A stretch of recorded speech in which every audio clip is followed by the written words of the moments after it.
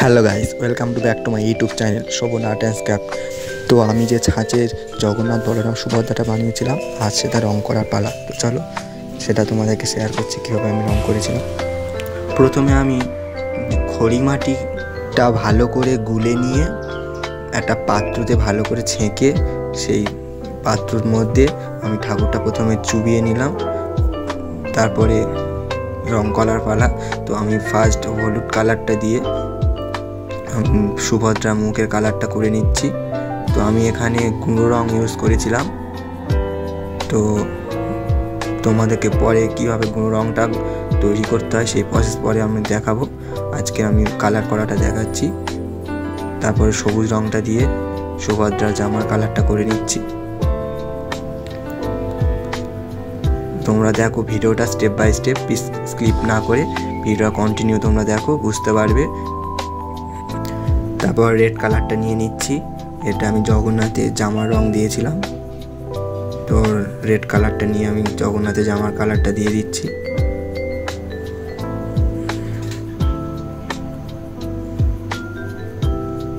দেন আমি নীল কালারটা নিয়ে নিয়েছি, নিয়ে এটা আমি বলরামের জামার কালারে দেব। তো আমি এখন বলরামের জামার কালারটা করে নিচ্ছি, তোমরা দেখো ভিডিওটা।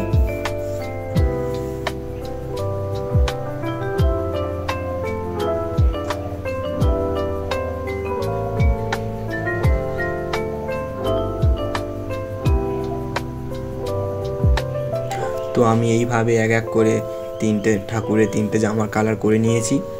তো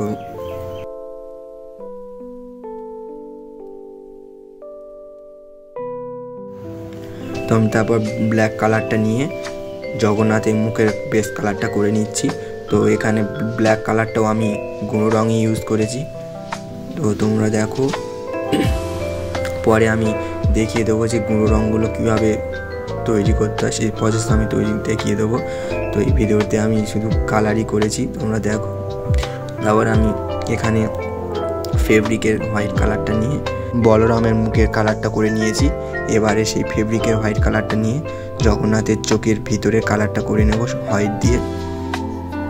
তোমরা স্টেপ বাই স্টেপ ভিডিওটা দেখো, কিভাবে চোখগুলো আঁকলাম সবই ভিডিওর মধ্যে দেখিয়েছি। তো হোয়াইট কালারটা নিয়ে চোখের দুটো সাদা দিয়ে দিলাম, দিয়ে এবারে ওই সাদা কালারটা নিয়ে কপালের কলকা, হ্যাঁ, তিলক সব কিছু করে নিচ্ছি। তো তোমরা ভালো করে দেখো ভিডিওটা। আর যদি ভিডিওটা ভালো লাগে প্লিজ চ্যানেলটিকে সাবস্ক্রাইব করে পাশে থাকা বেল আইকনটি প্রেস করো, যাতে সবার আগে ভিডিও ছাড়ার পর তোমার কাছে পৌঁছে যায়। তো এইভাবে আমি সাদা কালারটা দিয়ে কপালের একটা ছোটো কলকা করে নিয়েছি।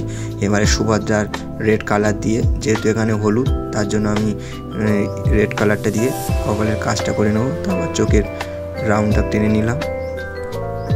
এইভাবে আমি স্টেপ বাই স্টেপ পুরো ঠাকুরটা কমপ্লিট করেছি, তোমরা দেখো।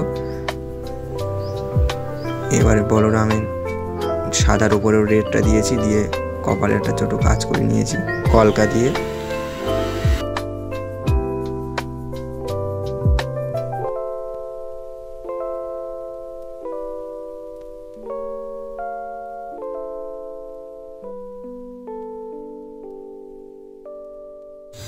তারপর কালোটা নিয়ে চোখের আইবলগুলো করে নিচ্ছি। তো এইভাবে তিনটে ঠাকুরের চোখের আইবল করা আমার কমপ্লিট হয়ে গেছে, চোখের কাজ প্রায় কমপ্লিট। এবার আমি অ্যারাউ ডাটা দিয়ে পুরো ঠাকুরটা কভার করে নিচ্ছি। তো এখানে যেহেতু আমি গুঁড়ো রং ইউজ করেছি, তো তার জন্য বার্নিশ করার আগে এই অ্যারাউ আটাটা দিয়ে পুরো ঠাকুরটাকে লাগিয়ে নিতে হবে, যেখানে যেখানে আমি বার্নিশ দিতে চাই। তো সব জায়গায় অ্যারাউটা দিতে হবে, কোথাও ফাঁক থাকলে সেই জায়গাটা বার্নিশ জায়গা কালো হয়ে যাবে। তো তার জন্য আমি অ্যারাউটটা ভালো করে দিয়ে নিচ্ছি।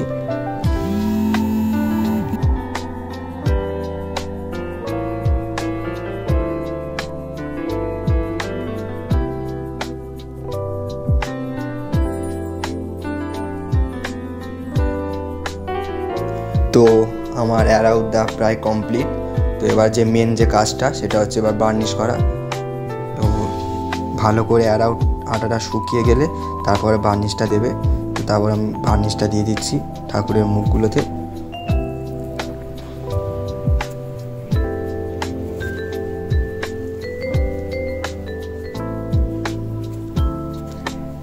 ভালো করে খেয়াল রাখতে হবে অ্যারাউন্ড আঠাটা যখন দেবে তখন যেন সব জায়গায় যেন আঠাটা পড়ে, কোথাও ফাঁক থাকলে সেই জায়গাটা বার্নিশ পড়লে কালো হয়ে যাবে। তো তার জন্য আমি অ্যারাউন্ডটা দিয়ে তারপর ভালো করে শুকিয়ে ভার্নিশটা দিয়ে দিচ্ছি।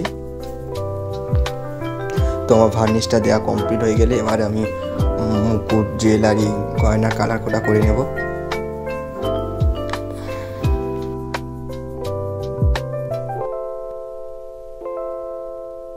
তো এবার আমি শুরু করে দিয়েছি মাথার মুকুটের কালার করা।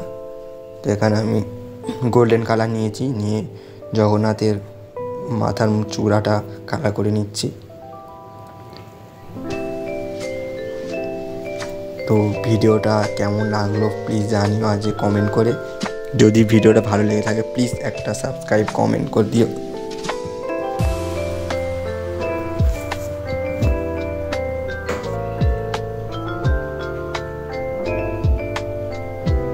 তো এইভাবে আমি স্টেপ বাই স্টেপ পুরো কালারটা কমপ্লিট করেছি। তারপর আমি সুভদ্রার মাথার গয়নার কালারটা করে দিচ্ছি।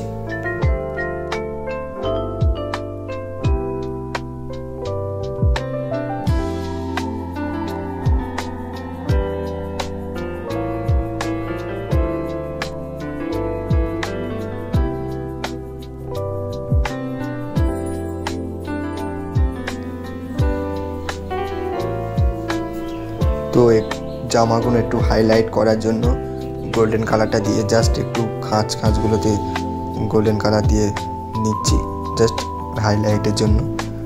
তো তারপর আমার পুরো ঠাকুরটা কালার করা কমপ্লিট হয়ে গিয়েছে।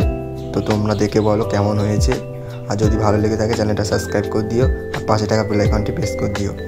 তো আজকে আমাদের ভিডিও এই পর্যন্ত, সবাই ভালো থেকো, টাটা।